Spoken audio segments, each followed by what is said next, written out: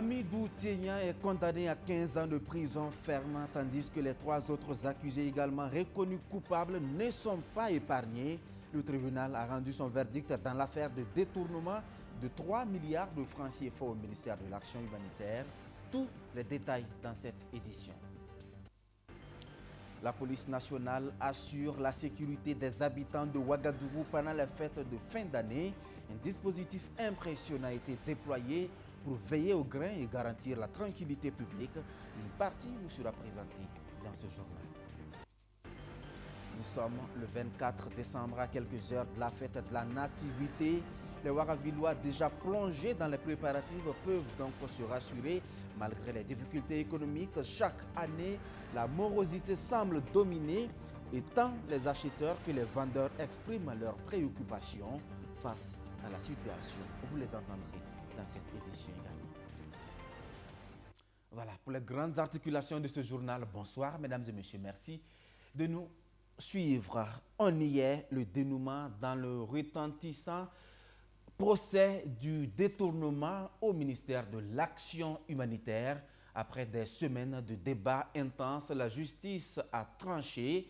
Ce 24 décembre, le tribunal a rendu son verdict. Hamidou Tiegna, principal accusé, écope de 15 ans de prison ferme. Il devra payer une amende de 5,64 milliards. Petroni Tarpaga, deuxième sur la liste, est condamné à 11 ans de prison. Son amende, plus de 200 millions de francs CFA.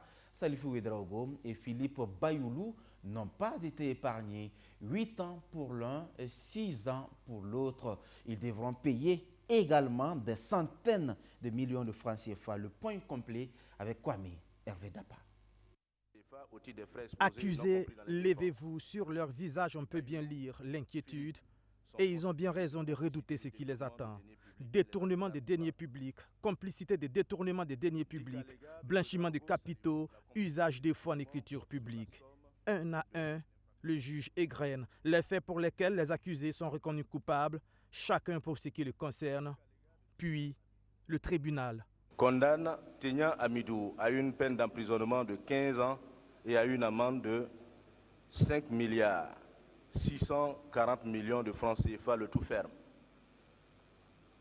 Tarpaga Ouedraogo Petronil a eu une peine d'emprisonnement de 11 ans et a une amende de 286 millions 80 000 francs CFA, le tout ferme. Ouedraogo Salifou a une peine d'emprisonnement de 8 ans et a une amende de 347 millions 675 000 francs CFA, le tout ferme. Bayoulou Philippe a eu une peine d'emprisonnement de 6 ans et a une amende de 126 millions de francs CFA, le tout ferme. Finalement, le tribunal s'est montré beaucoup plus clément que le procureur qui avait requis des peines de 30 ans, de 20 ans, de 15 ans et de 11 ans de prison, le tout ferme.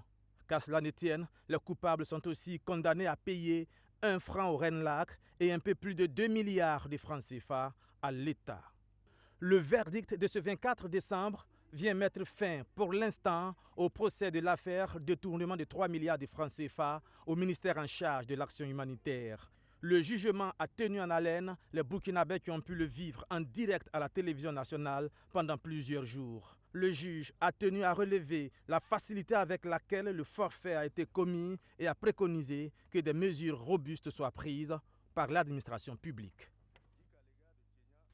Un procès qui résonne donc comme un appel à la vertu dans la gestion des finances publiques. L'exécutif prône justement la rationalisation des ressources. Ces valeurs ont guidé la conception du projet de loi de finances exercice 2025.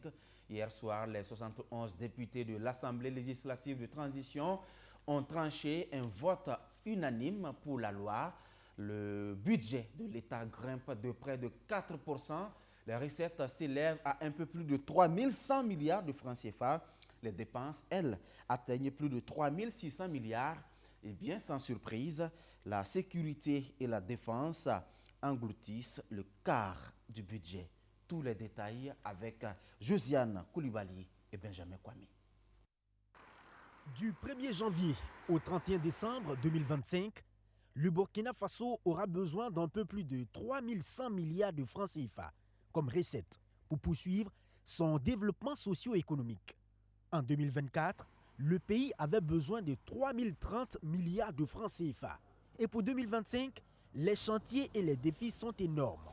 C'est pourquoi le gouvernement prévoit comme dépense 3612 milliards de francs CFA. C'est la loi de finances pour l'exécution du budget de l'État, exercice 2025. Elle est adoptée à l'unanimité par les 71 députés de l'Assemblée législative de transition, ce 23 décembre 2024. L'urgence du moment l'exige. 27% de ce budget sont alloués au secteur de la sécurité. Le budget alloue une part de 27% à la défense et la sécurité, ce qui montre l'importance de ce secteur dans le cadre de la reconquête du territoire. Alors, nous pouvons dire que ce budget va nous permettre de réaliser des progrès aussi bien sur la reconquête du territoire que sur le développement économique et social. Le président l'a dit à plusieurs reprises, l'année 2025 est une année décisive. Et cela doit se refléter dans notre budget. Vous avez vu aujourd'hui ce que le président a remis comme matériel donc, à l'armée. Il s'agit de citernes, il s'agit de porte-chars, il s'agit de camions. Donc ce n'est pas que du matériel de guerre, mais c'est aussi du matériel affecté au développement. Donc cela montre que nous menons donc les deux fronts ensemble. L'essentiel est que la situation sécuritaire s'améliore et que les conditions de vie des Burkinabés aussi s'améliorent. Recette 3100 milliards de francs CFA. Et dépense 3600 milliards de francs CFA. Ce budget est clairement déficitaire. Un déficit qui s'élève donc à 462 milliards de francs CFA contre 675 milliards de francs CFA en 2024, soit une amélioration nette de 212 milliards de francs CFA. Une nette amélioration due en partie à l'arbitrage du président du Faso lors de l'élaboration des prévisions de chaque ministère. Oui, mais il y a de l'espace à combler et les niches à explorer sont d'abord nationales.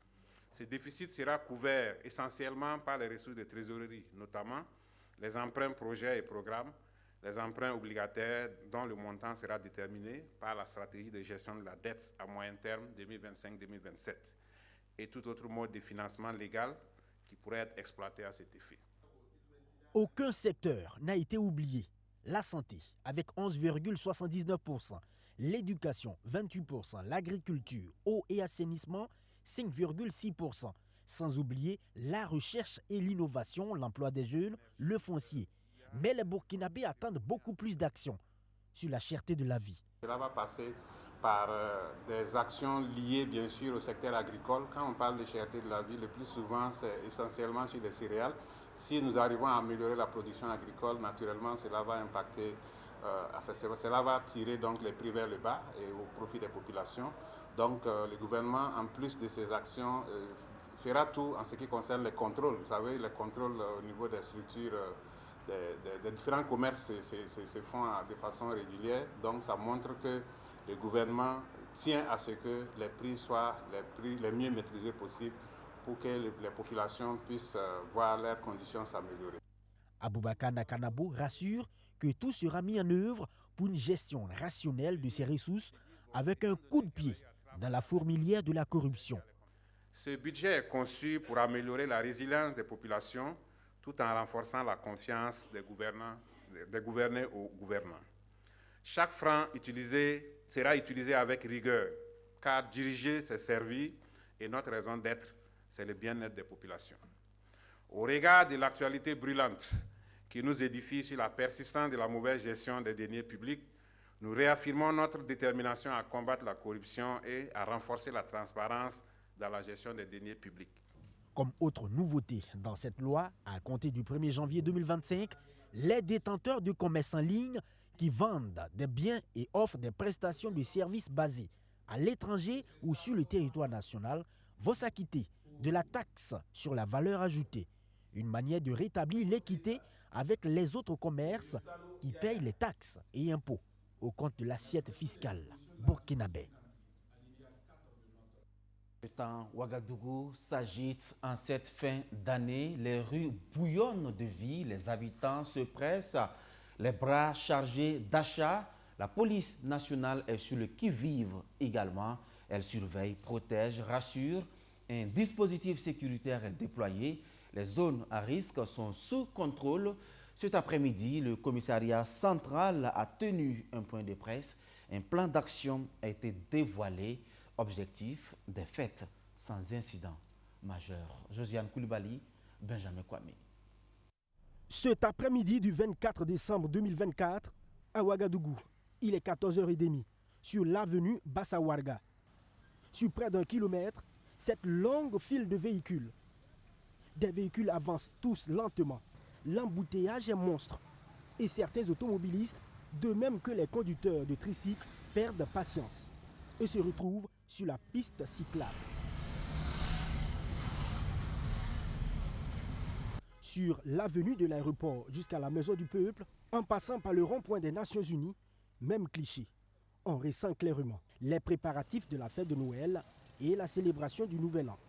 C'est le moment des attroupements, des retrouvailles et surtout des grandes ambiances populaires, à l'occasion desquelles surviennent également des accidents, des vols, des agressions et toute forme de banditisme.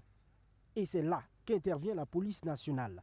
Sur plusieurs voies, des agents sont déjà déployés, nous annonce le commissaire central de Ouagadougou. Comme mesure, nous avons bien sûr en tout cas la recette de renseignement opérationnel en lien avec l'activité terroriste et le grand banditisme. Nous avons aussi la surveillance statique des installations vitales et les sites stratégiques ou sensibles. Nous avons aussi la régulation en tout cas de la circulation routière, comme bon nombre en tout cas pour ceux qui ont constaté depuis pratiquement, en tout cas hier, vous allez constater qu'on a mis un dispositif de régulation pour permettre bien sûr en tout cas la fluidité de la circulation. Le 24, le 25 et le 31 décembre 2024, les églises, les lieux de culte ne désempliront pas de monde. En partance du domicile familial pour tous ces endroits, il est important d'observer quelques consignes primordiales. Comme vous le savez, il y a la fête de nativité, il y a la fête des réveillons aussi. Donc, un dispositif a été mis au niveau des églises aussi pour sécuriser bien sûr les fidèles là, chrétiens. Comme consigne sécuritaire de façon générale, à l'occasion des fêtes de fin d'année, nous disons que voilà, donc la population doit se soumettre au contrôle d'identité et les fouilles sécuritaires, éviter de s'introduire dans les dispositifs sécuritaires, notamment les nuits ou en tout cas autour des casernes. Donc baisser les vitres et la musique pour les personnes en véhicule, à l'approche bien sûr des dispositifs sécuritaires et suivre bien sûr les instructions des forces de défense et de sécurité. Vous vous en souvenez sans doute, en début de semaine dernière, il a été constaté plusieurs cas d'agression sur l'échangeur de Ouaga 2000 par un individu. Les hommes du commissaire Amadou Tassambedo se sont aussitôt mis à ses trousses. Il n'y a plus de cas d'agression signalés jusque-là. Voilà, depuis ce jour que nous avons eu cette information, ça c'est seulement qu'un dispositif a été mis en place. Voilà, donc toutes les unités de police judiciaire de la ville de Ouagadougou ont été mis en branle pour bien sûr en tout cas interpeller ce malfrat-là. Et j'ose croire qu'en tout cas dans les jours à venir, peut-être que vous aurez l'information. Moi vous inviter même pour faire un point de presse, voilà, lorsque en tout cas cette personne sera interpellée. En plus des pièces d'identité et de véhicules qu'il faut impérativement avoir sur soi, la police nationale appelle l'ensemble de la population à dénoncer les cas suspects dans toutes les zones criminogènes ou même ailleurs en appelant les numéros verts, le 16, le 17 ou le 10-10 afin que tout un chacun rentre dans la nouvelle année, dans la quiétude et la paix. La quiétude et la paix, voilà ce que chacun espère pour ces fêtes de fin d'année. Un autre vœu, voir l'économie du pays reprendre son souffle. Mais les années passent et les choses ne changent pas. En cette veille de Noël, le cœur n'est pas à la fête partout. La morosité économique pèse sur les esprits et beaucoup de Burkinabés le ressentent profondément. Reportage Leila Yampa. Marché de la cité 1-2 de Ouagadougou. Il est 10h30 ce 24 décembre. Nous sommes à quelques heures de la fête de nativité. Tomates, laitues, carottes, tous ces légumes déjà placés sur des étals, attendant des clients qui se font rares, selon les vendeuses. Cette année-là, le marché ne va pas. Je me demande vraiment s'il y a Noël cette année. Voici mes tomates, mais il n'y a aucun client. Cette année, vraiment, ça ne va pas, mais on ne désespère pas. On espère pour le 31 décembre. Cette année, est-ce qu'il n'est pas préférable de reporter la fête de Noël? Parce qu'honnêtement, les Noëls précédents étaient différents. Si possible, on reporte pour que le petit Jésus naisse après-demain. Peut-être que là, ça ira mieux. Les clients avec leur menu précis en tête effectuent leurs derniers achats. Ils se plaignent de la cherté des marchandises.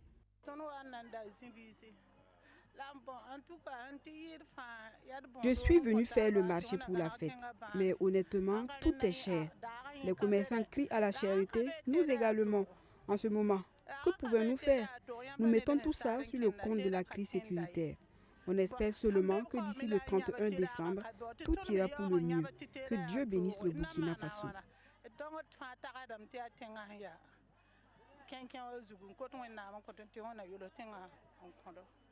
Au marché de volailles du quartier 1200 logements, les vendeurs crient à la morosité du marché. Ils pointent du doigt la crise économique et sociale. L'année dernière, à cette heure précise, j'avais beaucoup de commandes. Pour cette fête de Noël, je n'ai arrangé que 100 poulets. L'année passée pourtant, j'étais à plus de 300 poulets, rien que pour la fête de Noël. Mais nous comprenons, c'est dû à la situation du pays. Que Dieu nous aide tous. Même son de cloche chez les vendeurs de décoratifs. Ici, on a l'impression que personne ne veut décorer sa maison pour la Noël 2024. La Noël 2023, on a vendu plus que cette année. À l'heure là, personne n'a l'argent. On dirait qu'ils ne veulent pas décorer leur maison. Rien ne va. Faut qu'on s'entraide avant la fin de l'année. Malgré cette faible affluence des clients, certains vendeurs arrivent tout de même à tirer leur épingle du jeu.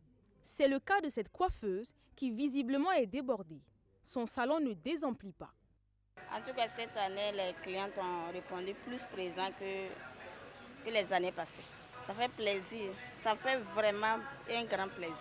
Parce que de toute façon, si vous allez remarquer dans la ville, ce n'est pas décoré comme les autres années. Donc on se posait la question à savoir est-ce que cette année ça va donner. Mais grande fut ma surprise de voir que mes clientes sont là. Déjà, comme demain c'est la fête, on va se reposer et puis reprendre le 26. Donc on espère vraiment que ça va continuer comme ça jusqu'au 31. Cette faible affluence de la clientèle est due aussi à la crise sécuritaire. Ces commerçants espèrent une inversion de tendance d'ici la Saint-Sylvestre. L'heure est venue de saluer l'engagement des héros de la jeunesse et des sports. Plus de 200 acteurs se voient couronnés de décorations témoignant de leur dévouement. Parmi eux, le club BF1 honoré de la médaille de l'Ordre du Mérite et des Sports. Un parcours d'excellence reconnu donc par les plus hautes autorités du pays. Leila Yamba.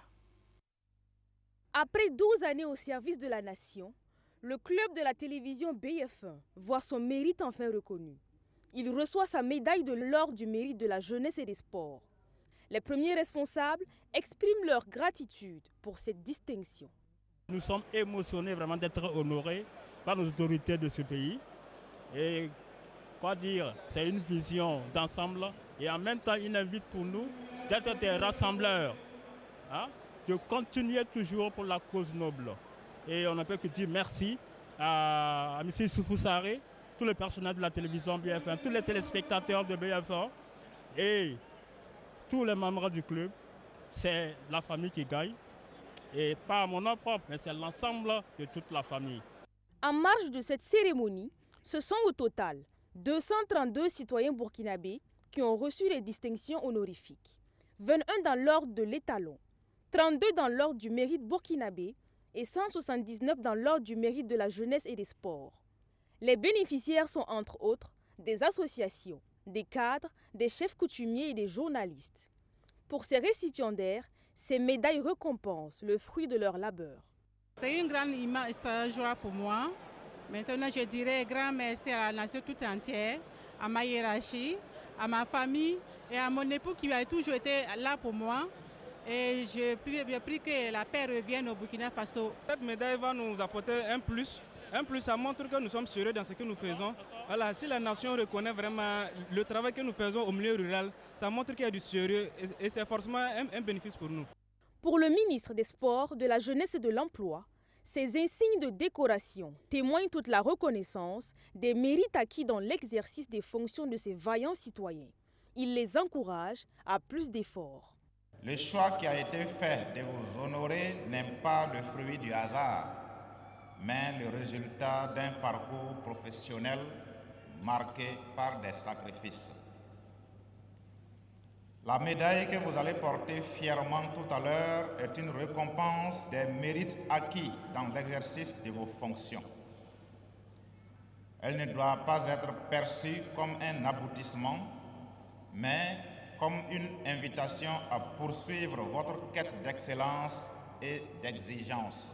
Créé en 2012, le club de la télévision BF1 regroupe une centaine de membres dans toutes les contrées du Burkina Faso. Il a pour mission de suivre les programmes de la télévision BF1 et créer des programmes impactants pour la nation.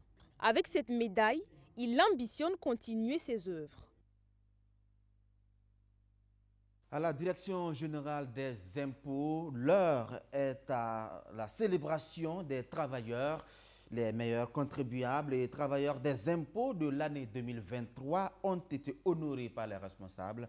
12 entreprises et 30 travailleurs sont repartis donc avec des actes de reconnaissance.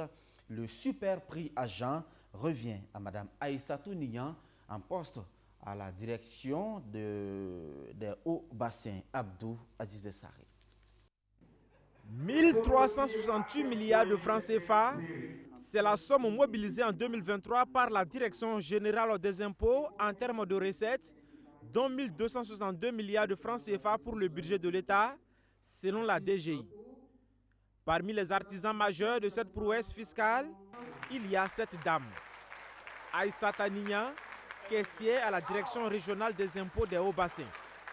Elle est désignée super agent 2024 de la Direction générale des impôts et repart avec un bon de formation de 2 millions de francs CFA plus un trophée. C'est le travail bien fait. Respecter les contribuables, être à l'heure. J'encourage mes collègues à faire la même chose comme moi. Dans la catégorie des super contribuables, c'est l'entreprise Nancosem qui repart avec le Grand Prix. Au cours des 3 dernières années, ce sont des centaines de millions de francs CFA que cette société, évoluant dans le domaine des semences agricoles, dit avoir payé comme taxes auprès des impôts. Pour ne parler que du BIC, on a payé quand même plus de 200 millions les 3 dernières années. Et rien que le BIC, je ne parle pas des autres impôts. Ce prix nous réconforte et nous encourage dans des actions futures et nous allons travailler toujours, en tout cas pour tendre vers l'excellence et pour être parmi les meilleurs contribuables du Burkina Faso.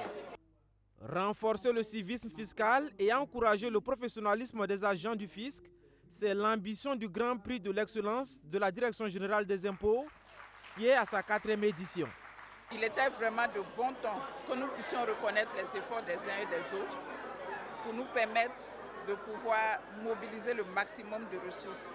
Parce que dans nos différentes sorties, nous ne cessons de le dire, depuis que nous traversons cette crise économique, nous apprenons à compter uniquement sur nos moyens, sur nos ressources propres.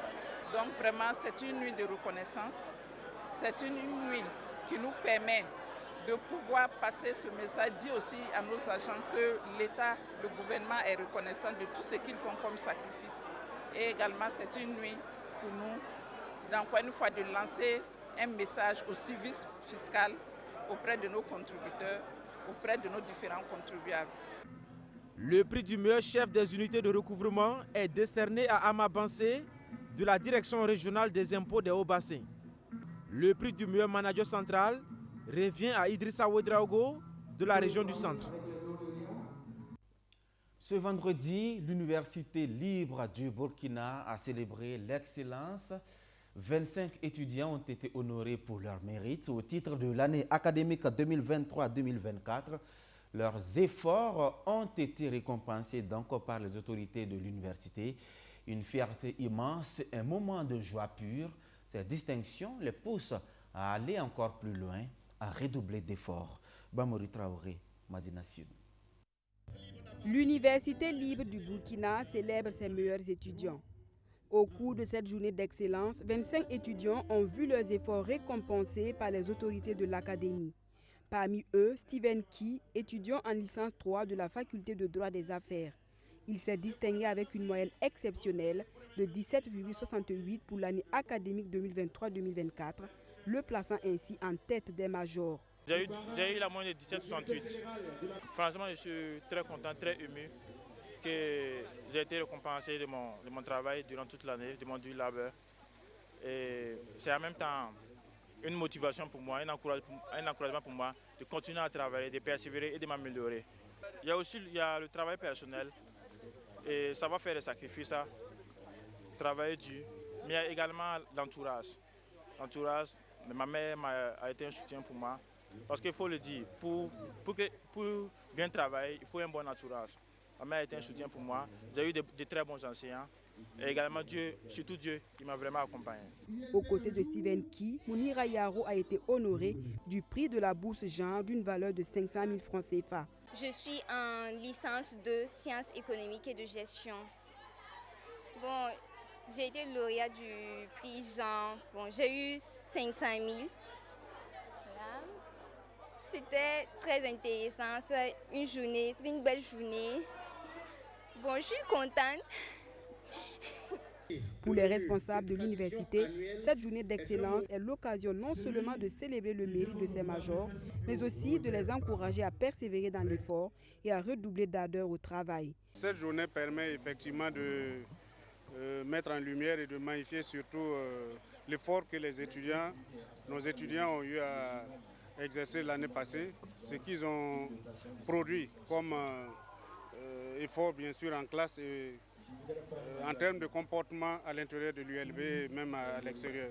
L'ULB, qui pratiquement a un peu plus de 20 ans d'existence, a formé des milliers de jeunes étudiants qui sont aujourd'hui soit des employés, soit même des hommes d'affaires, vous avez entendu parler, soit en tout cas des enseignants.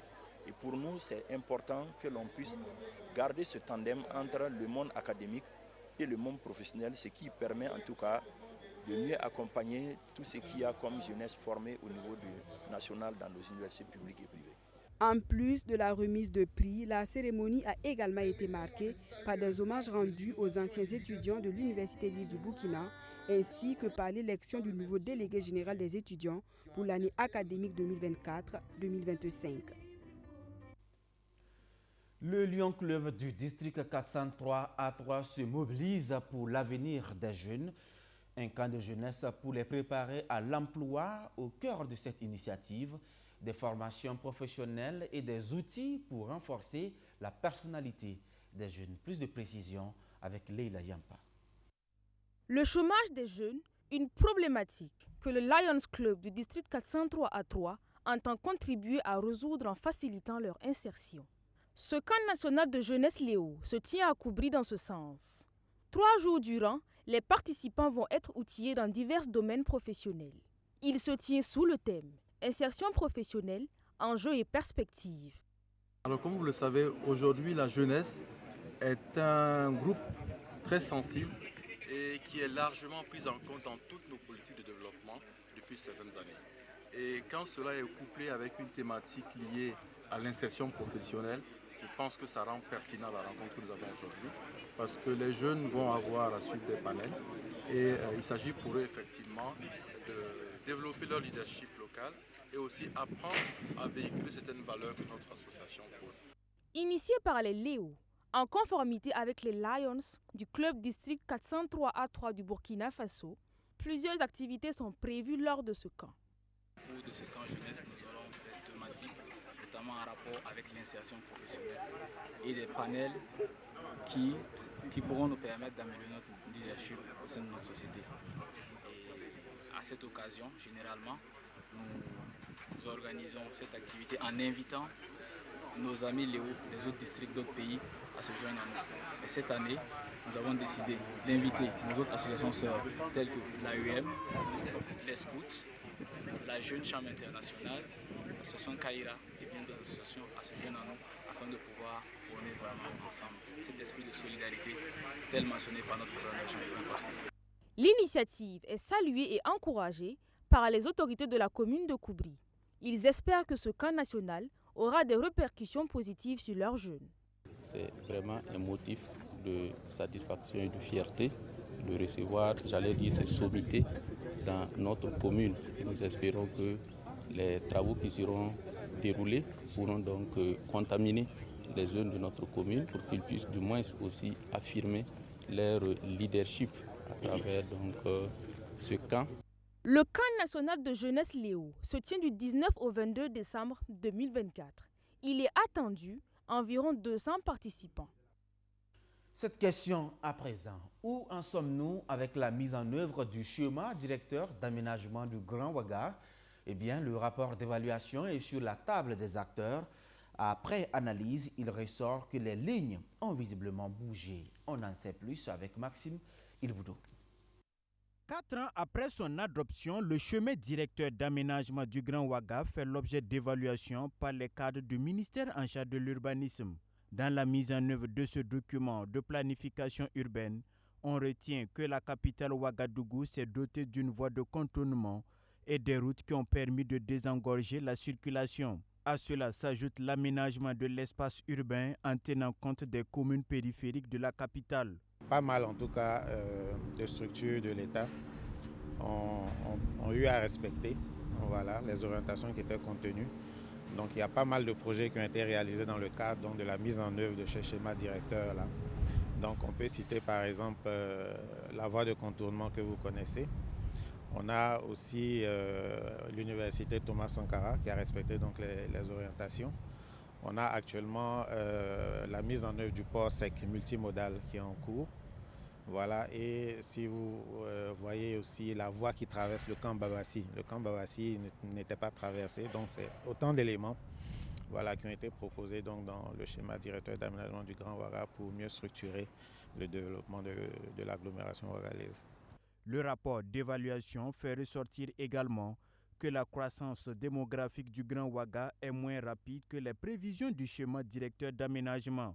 Cette rencontre permet aussi aux techniciens d'imaginer un Ouagadougou moderne à l'horizon 2050 qui présente une nouvelle allure dans son organisation spatiale. Les échanges vont donc aboutir à l'adoption d'un document de référence, un repère efficace de gestion de l'espace. Pour la prochaine édition qui va être réalisée, on mettra tout en œuvre pour que déjà le processus d'élaboration il est participatif, mais on fera en sorte qu'il devienne maintenant accessible à tous. À travers donc, vous savez, nous sommes dans le courant de la digitalisation. Nous allons donc travailler à ce que ce document-là soit plus digitalisé. Le document d'orientation en cours arrive à terme en 2025. Les conclusions de cet atelier permettront de décliner les projets de réhabilitation de la ville du Grand Ouaga pour les 25 prochaines années. Une nouvelle agence Sounou Assurance s'installe à Ouidi dans l'arrondissement de Ouagadougou. Les portes ont été ouvertes officiellement ce jeudi. L'objectif est clair, offrir une assurance fiable et adaptée, proposer des services modernes dans un espace accueillant et bien équipé. Jean-Marie Vianney-Bulgo, Benjamin Kwame. L'agence Sounou Assurance se rapproche un peu plus de ses souscripteurs. En ouvrant cette nouvelle agence à Ouidi, dans l'arrondissement de Ouagadougou, Sounou Assurance veut offrir une meilleure prestation aux populations, mais surtout réduire les distances parcourues avant de s'offrir les différents services. Disons que cette agence représente beaucoup pour nous parce qu'elle rentre dans la vision globale donc, de maillage du territoire, dans la vision globale de notre rapprochement vis-à-vis donc de nos assurés et clients. Et elle rentre dans la stratégie de développement de notre réseau propriétaire. C'est de rapprocher de nos clients et de développer davantage notre chiffre d'affaires, d'offrir ce que nous avons comme produits innovants et services à notre clientèle. Une dynamique de maillage du territoire de Ouagadougou qui passe par des solutions innovantes. C'est l'autre objectif de cette agence ouverte ce jeudi 19 décembre 2024. Elle entend ainsi accompagner ses clients et l'ensemble des Burkinabés pour une économie sociale stable et épanouie. Ce projet incarne la volonté ferme de Sounou Assurance IAD Burkina Faso d'être un acteur clé de développement économique et social, en apportant des solutions d'assurance adaptées aux besoins de tous. Cette agence représente une porte ouverte sur l'avenir, une promesse d'un accompagnement personnalisé, un engagement à garantir la tranquillité d'esprit de ceux qui nous font confiance. Sunu Assurance a pour mission d'assurer les biens, les entreprises et l'avenir des populations. Elle est présente dans 17 pays d'Afrique avec 26 sociétés. C'est officiel maintenant, Télécel Money débarque dans l'univers des paiements électroniques au Burkina Faso. Une solution qui se veut innovante pour envoyer, recevoir et gérer votre argent en toute simplicité. Où que vous soyez, la révolution du mobile money est désormais entre vos mains, selon ses promoteurs, Luc Parvelgen. C'est le nouveau-né dans l'univers des mobile money au Burkina Faso. Télécel Money est une monnaie électronique innovante émise par Wenkuni Bank International avec le partenariat technique de Télécel Faso. Rapprocher les services financiers de tous les Burkinabés est la vision des promoteurs. Nous sommes aujourd'hui réunis pour le lancement officiel de Télécel Faso, qui est la nouvelle solution de mobile money qui provient de la collaboration entre deux entreprises nationales à capitaux burkinabés, Télécel Faso et Wenkuni Bank International, deux fleurons du groupe Planor. Et nous sommes là aujourd'hui pour mettre à la disposition de la nation une nouvelle solution qui va justement permettre d'augmenter l'inclusion financière et d'offrir de nouveaux produits à nos populations. Cette solution est une solution innovante, rapide, fiable et sécurisée. L'avènement de Télécel Money est considéré comme une nouvelle étape dans l'inclusion financière à travers sa plateforme présentée comme pratique et accessible pour des transactions financières. Il faut dire que ce nouveau produit qui a été lancé aujourd'hui peut être analysé de deux points de vue. Il s'agit de mettre à disposition de la monnaie électronique d'une part et d'autre part d'utiliser la technologie au niveau de l'opérateur Télécel qui est là pour pouvoir mettre à disposition en fin de compte ce produit avec tous les services qui vont avec. Donc ce partenariat entre Wenkuni Bank International et Télécel Faso s'est mis en œuvre à travers cela. L'ouverture d'un compte Télécel Money est conditionnée par la détention d'un numéro du réseau de téléphonie mobile Télécel. Après l'ouverture du compte, transferts, paiements et services numériques sont possibles suivant les instructions de l'opérateur. Fin de ce journal. Merci à tous de nous avoir suivis partout au Burkina Faso et plus précisément depuis les localités de Kouka dans les Banwa. À demain pour d'autres actualités. Bonsoir.